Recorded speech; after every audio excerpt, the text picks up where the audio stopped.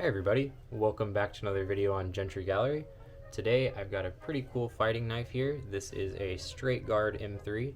I'm going to go over this knife, give you all a little bit of information on it, and show you what to look for if you'd like to collect one of these. So we'll just start up here at the blade. This is a typical M3 blade with the spear point tip. As you can see, not any different than any other M3 you would be able to find. No markings on this one.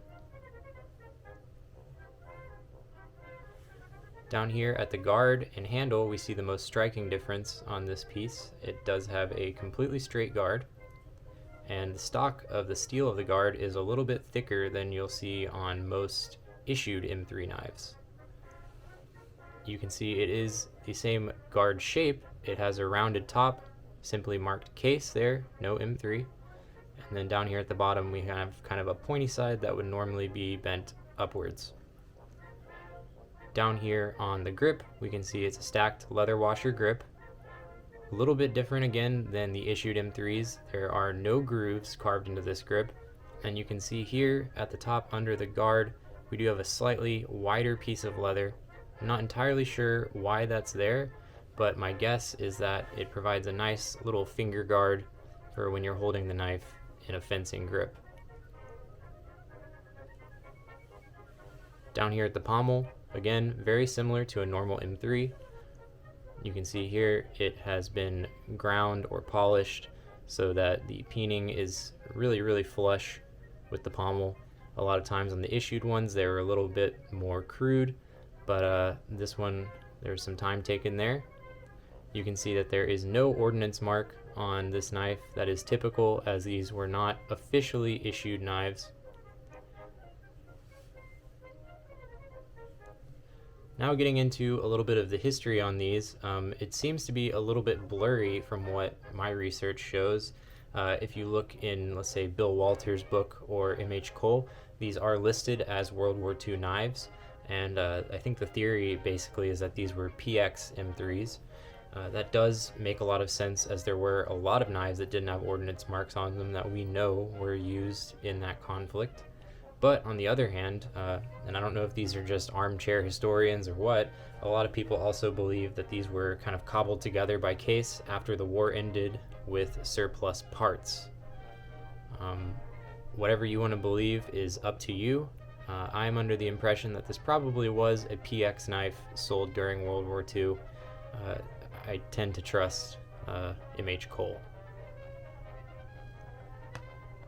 Now down to the sheath here, we can see very basic leather sheath. It's going to have 7 little rivets on the front and no markings on the back. Again, just a basic belt hanger right here and nice little retention strap. No obvious markings on the button of the strap. Sometimes you'll see kind of like a little Greek wave type marking on the button there, but this one is just smooth. Very basic, super utilitarian, and it fits perfectly with the knife. As you can see, perfect length. The tip is right about right here, leaving you a little bit of leeway. And I do believe this is the original sheath that came with the knife. You can see kind of an interesting wasped design right here. Kind of cool, reminds me a little bit of the later Gerber Mark II sheaths. But I digress. I'm not super interesting with the sheath, but still a very cool knife.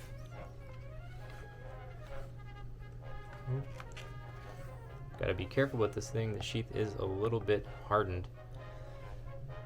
So yeah, guys, that's pretty much it with these straight guard M3s.